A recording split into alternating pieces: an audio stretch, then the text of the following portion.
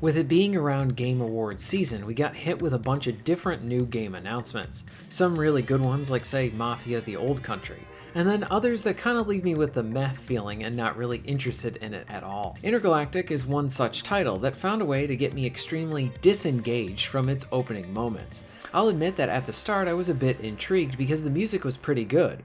It kind of reminded me of the map screen from the Mass Effect games, and I'm like, okay, how are you going to wow me now, Naughty Dog? How are you going to impress me? What are you going to show? How are you going to pull me in?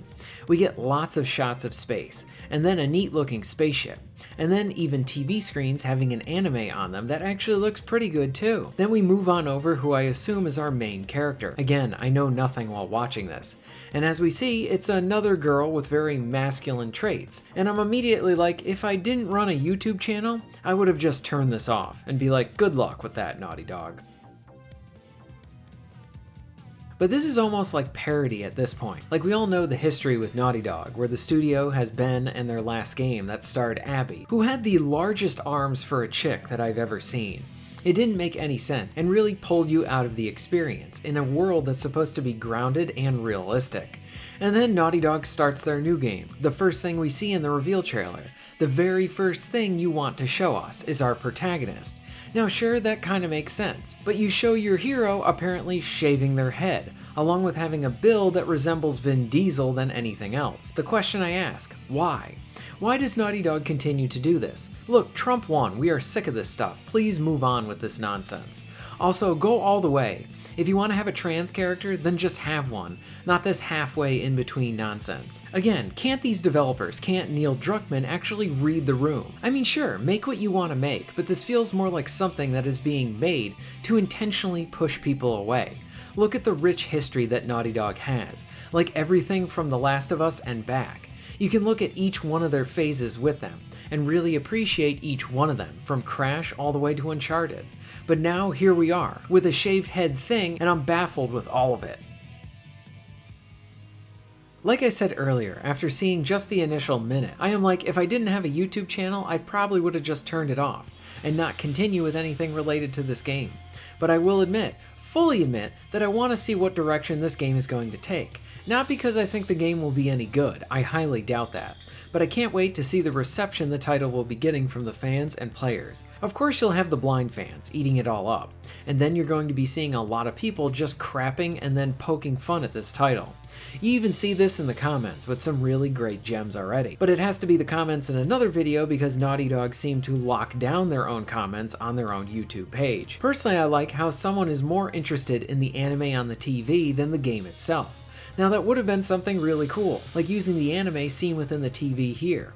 If Naughty Dog went for an anime visual design and chose to do a game like that, something like seeing a Western studio sort of honor Japan in that sense, that kind of would be fitting to see a Sony studio do something like that. But now that actually sounds like a good idea. Why would Naughty Dog do something like that then? Something that also baffles me, it isn't just Naughty Dog that we're going to be picking on here, but why do big studios like getting attractive actresses and then use them for the motion capture and recording, and then ugly them up to the point they really don't even look like the actress at all, or a clear, uglier version of them? Look at some of these comparison shots here for this character. She's objectively good looking. I really love her with the fro. Why not have the fro in the game? I think that would have looked a lot better. But instead they go for the bald head and the build of what looks like is a guy who goes to the gym all the time. This isn't like we have a situation like say Jack from Mass Effect 2. She was bald and barely wore anything, and had a lot of tattoos. Totally fit the character and that design, along with the writing being very well done too. If you chose to romance her, then you'd really be able to peel back the layers of Jack. And then look at how she was in Mass Effect 3. She was getting even better, working on herself and all of that. In that she had hair, more clothes, and her personality even evolved too. The look like this could work, but again, let's see who is at the helm of this ship for this new game, and I'm not convinced. And I know it might seem silly that I spent most of this video just pointing out issues with this design of the main character. But again, this is the first thing we really see, and this is all the stuff that I think of as a result of that. I ask, who really is the target audience for this game? I look at Naughty Dog, like right now, and there's a bit of a what happened here kind of feeling. I used to love this studio. It was easily one that I wanted to play all of their games and was always interested in what they were making. The Crash titles were charming platformers. Same with the Jak and Daxter games. I absolutely loved the Uncharted trilogy and was very impressed with The Last of Us.